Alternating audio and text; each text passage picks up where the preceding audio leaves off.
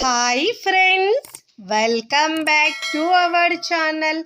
ఈరోజు మన కిచెన్లో కమ్మగా నోట్లో వెన్నెలా కరిగిపోయే ఉప్మా రెసిపీని ఎలా చేయాలో చూపించబోతున్నానండి.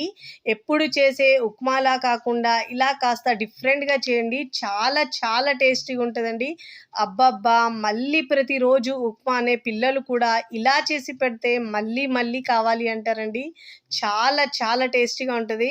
చాలామంది ఉప్మా వేడి చేస్తుందని తినరు, కానీ ఇలా చేస్తే అస్సలు వేడి చేయదండి. చాలా కమ్మగా చాలా టేస్టీగా ఉంటుందండి. ఇక్కడ మనం కొబ్బరి పాలు, నెయ్యి వేసి చేస్తాం కాబట్టి చాలా టేస్టీగా ఉంటుందండి. తిన్నా కొద్దీ తినాలనిపించేలా సూపర్ టేస్టీగా ఉంటుందండి. మరి ఇక ఆలస్యం చేయకుండా చాలా టేస్టీగా ఇంకా కమ్మగా ఉండే ఉప్మాను ఎలా చేయాలో చూద్దాం రండి. ముందుగా స్టవ్ మీద ప్యాన్ పెట్టుకొని దాంట్లో 1 టేబుల్ స్పూన్ ఆయిల్ వేసుకోవాలండి. ఆయిల్ బాగా వేడైన తర్వాత ఇప్పుడు స్టవ్ని సిమ్లో ఉంచుకొని ఆవాలు 1/2 టీ స్పూన్, జీలకర్ర 1/2 టీ స్పూన్ వేసుకోవాలి. ఇప్పుడు ఇలా వేసుకున్న తర్వాత ఇప్పుడు దీంట్లో సన్నగా తరిగిన క్యారెట్ ముక్కలు వేసుకున్నానండి. ఒక 2 నుంచి 3 టేబుల్ స్పూన్ దాకా వేసుకోవాలి. మీకు ఒకవేళ నచ్చకపోతే స్కిప్ చేసినా పర్వాలేదండి. పల్లీలు ఒక 2 టేబుల్ స్పూన్ దాకా వేసుకోవాలి. ఇలా వేసుకొని బాగా వేయించుకోవాలండి వీటిని. ఇప్పుడు మంచిగా కమ్మరి ఫ్లేవర్ రావడానికి ఇక్కడ నేను క్యాష్యూ వేస్తున్నానండి. జీడిపప్పు వేస్తే టేస్ట్ చాలా బాగుంటుందండి ఉప్మాలో అయితే.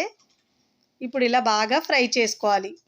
ఒకవేళ మీకు క్రిస్పీగా కావాలంటే ఇవి వేయించుకొని ప్లేట్లోకి తీసుకోవచ్చండి. నేనైతే దీంట్లోనే అన్ని ప్రాసెస్ చేస్తున్నాను. ఇప్పుడు పెసరపప్పు 1 టేబుల్ స్పూన్ వేసుకోవాలండి. పెసరపప్పు కూడా ఫ్లేవర్ చాలా బాగుంటుంది మధ్యలో పలుకులు అయితే. ఇప్పుడు దీంట్లో నాకు క్లిప్ మిస్ అయిందండి. ఒక 2 టేబుల్ స్పూన్ల పొడుగు కట్ చేసుకున్న ఆనియన్ ముక్కలు వేసుకోవాలండి. పచ్చిమిరపకాయలు 2 నుంచి 3 వేసుకొని ఇలా ఫ్రై చేసుకోవాలండి. మీరు కారం ఎక్కువ తింటే ఎక్కువైనా యాడ్ చేసుకోవచ్చు. ఇప్పుడు దీంట్లో అల్లం వెల్లుల్లి పేస్ట్ 1/2 టీ స్పూన్ వేసుకోవాలండి. వేసుకొని ఇలా పచ్చి స్మెల్ పోయే వరకు ఫ్రై చేసుకోవాలి. ఇప్పుడు మనం 1 కప్పు సూజీ, ఉప్మా రవ్వ, బొంబాయి రవ్వ అంటే చూడండి, అది వేసుకొని బాగా వేయించుకోవాలండి. మంటను మీడియం ఫ్లేమ్లో ఉంచి మాత్రమే ఫ్రై చేసుకోవాలండి, లేకుంటే మాడిపోతుంది. ఇలా బాగా కమ్మగా స్మెల్ వచ్చే వరకు మంచిగా ఫ్రై చేసుకోవాలండి.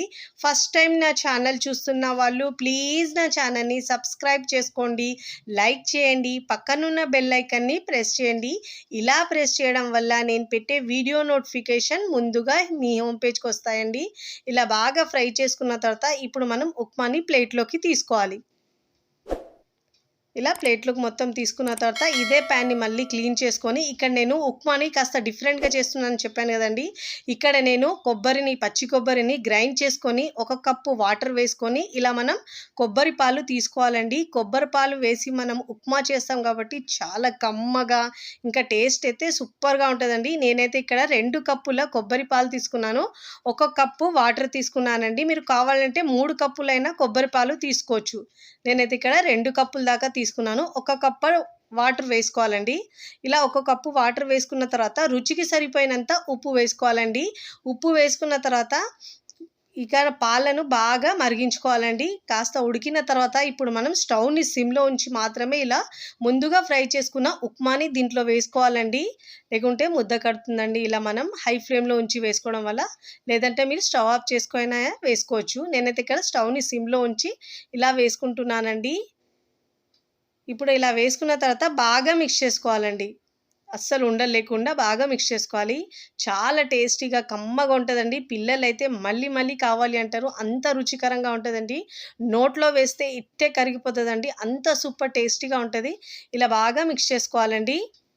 ఇప్పుడు ఇలా బాగా మిక్స్ చేసుకున్న తర్వాత కరివేపాకు ఒక 5 నుంచి 6 దాకా రెమ్మలు వేసుకోవాలి. ఇప్పుడు దీంట్లో మంచి ఫ్లేవర్ కోసం నెయ్యి ఒక 2 నుంచి 3 టేబుల్ స్పూన్ దాకా వేసుకోవాలండి.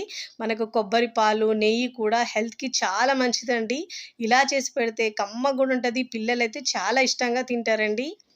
ఇలా వేసుకున్న తర్వాత బాగా మిక్స్ చేసుకున్న తర్వాత ఇప్పుడు సన్నగా తరిగిన కొత్తిమీర ఒక 2 నుంచి 3 టేబుల్ స్పూన్ దాకా వేసుకొని ఇలా బాగా మిక్స్ చేసుకున్న తర్వాత మూత పెట్టేసి ఒక 5 నిమిషాల పాటు సిమ్ మీద ఉంచుకోవాలండి.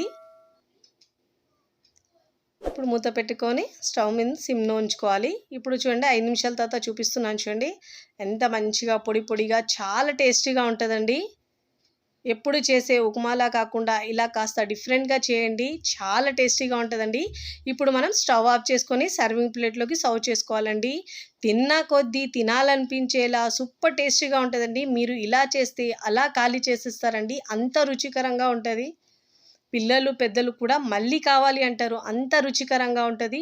చూస్తేనే ఎప్పుడెప్పుడు తినాలనిపించేలా సూపర్ టేస్టీగా ఉంటుందండి. మీరు కూడా తప్పకుండా చాలా టేస్టీగా ఉండే ఈ డిఫరెంట్ టైప్లోని ఉప్మాను ట్రై చేయండి. ట్రై చేసి ఎలా కుదిరిందో నాకు కామెంట్ ద్వారా తెలియచేయండి. చూడండి ఎంత కమ్మగా వచ్చిందో, కమ్మగా సూపర్గా వచ్చిందండి. వీడియో నచ్చితే లైక్ చేయండి, ఫ్రెండ్స్ ఫ్యామిలీకి షేర్ చేయండి. మరికొన్ని టేస్టీ సింపుల్ క్విక్ రెసిపీస్ కోసం టీ కిచెన్ని సబ్స్క్రైబ్ చేసుకోండి. Thanks for watching.